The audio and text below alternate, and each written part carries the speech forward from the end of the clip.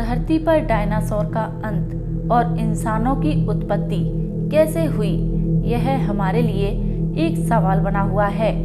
इसे जानने के लिए हमें करोड़ों साल पीछे जाना होगा और डायनासोर के उस अंतिम दिन को करीब से देखना होगा। तो आइए चलते हैं आज से 65 मिलियन साल यानी कि 6 करोड़ 50 लाख साल पीछे। आज से लगभग 6.5 करोड़ साल पहले पृथ्वी पर मौसम सामान्य था। चारों ओर सूरज की रोशनी बिखरी हुई थी। लंबे लंबे पेड़ों से टकराती समुद्र की ठंडी हवाएं और चारों तरफ डायनासोर के चिल्लाने चिंघाड़ने की आवाजें। जब ये सारी डायनासोर प्रजाति आराम से धरती पर अपना जीवन बिता रहे थे, तब 10 करोड़ साल पहले ही इनकी किस्मत लिखी जा चुकी थी। 10 करोड़ साल पहले एक छोटा सा एस्टेरॉयड का टुकड़ा जो दूर अंतरिक्ष से आ रहा था, वह पृथ्वी से लगभग 20 करोड़ मील दूर मंगल और बृहस्पति के बीच क्षुद्र बेल्ट में घूम रहे एक बड़े एस्टेरॉयड से जा टकराता है।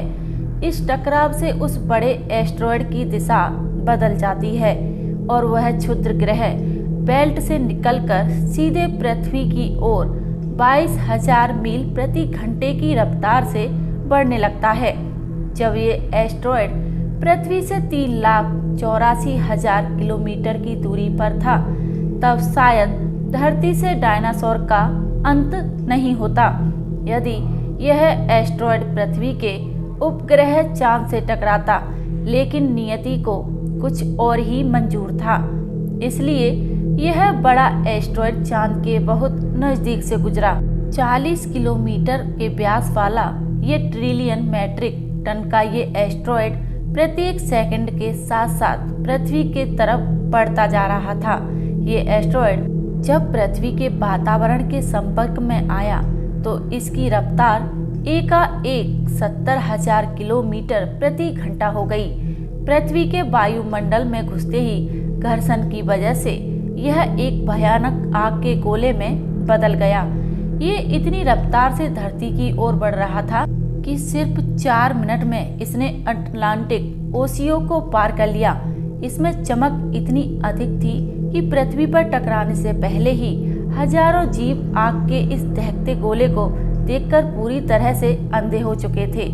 ये जीव उस उल्का को देख नहीं पा रहे थे, लेकिन वह उसकी भयानक गर्मी को महसूस कर रहे थे।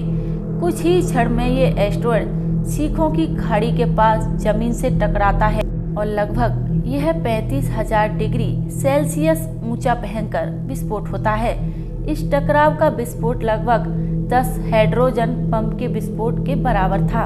यह विस्फोट इतना शक्तिशाली था कि इसके टकराते ही धरती की लाखों टन धातु अंतरिक्ष में चली गई। टकराने वाली जगह पर 180 किलोमीटर चौड़ा 20 किलोमीटर गहरा गड्ढा बन गया। विस्फोट के कारण इस गड्ढे का सारा मेटल और पत्थर आसमान में धूल के बड़े बादल में बदल गए। 16 मिनट 40 सेकंड बाद जमीनी टकराव की वजह से धरती के अंदर चारों ओर 12.1 तीव्रता की भूकंपीय तरंगें उठने लगीं। इस वजह से समुद्र में विशालकाय लहरों का निर्माण हुआ और एक के बाद एक सुनामी की लहरें चारों तरफ बढ़ने लगी। भूकंपीय तरंगों ने सभी सक्रिय ज्वालामुखियों को दहका दिया, जिसका कारण जगह जगह डायनासोर का विनाश शुरू हो गया। धरती के महाविनाश की प्रक्रिया आरंभ हो चुकी थी।